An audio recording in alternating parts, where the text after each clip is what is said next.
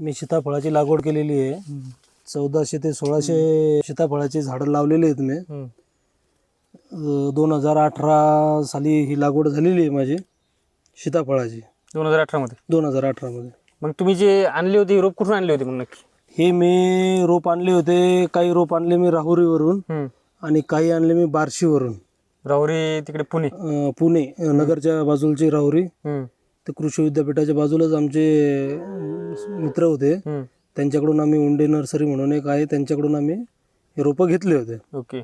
तर हे म्हणजे आता ही जी सीताफळ आहेत याची काय असं म्हणजे प्रकार आहे का वेगळा, की बाबा असे वेगवेगळे प्रकार असतात का असे काय सीताफळ? नाही, आपलं जुनं सीताफळ होतं एक कोणतं बालानगर. तर ते कसं सीताफळ ते लवकर येणारी व्हेरायटी आणि पिकल्याच्या नंतर ताबडतोब खराब होणार होतं ते, की पिकल्याच्या नंतर ताबडतोब खायचं किंवा मग हे करायचं. ते आपलं मार्केटला पाठवण्याला याला त्याला थोडस वेळ कमी भेटत होता.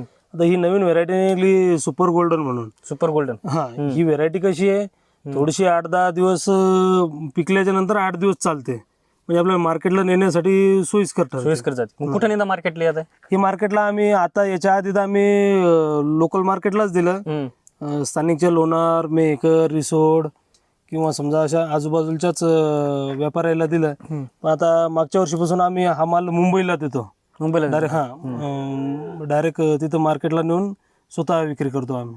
आता काय रेट चालू आहे समजा सीताफळाचे काय असतील? आता सीताफळाचे या 2 वर्षापासून थोडेसे रेट असेच कमी जास्त चालू होते. 65-70 पर्यंत रेट घेतलेले आहेत मी. आता या वर्षीची किलो. आता या वर्षीचे रेट यायचे बाकी आहेत अजून. या वर्षीचे रेट काय निघतील. आता बालानगर मार्केटला आलं तर 100 रुपये किलो चालू झालेलं आहे. 100 रुपये किलो. आता याचे काय निघतील ते आता त्यानंतर तिकडच्या मार्केटला रेट इकडच्या पेक्षा थोडे जास्त असतात. आता आपण इकडे जर आपण 50 60 65 दिलं तर तिकडे 100 120 140 पर्यंत असा रेट असतो.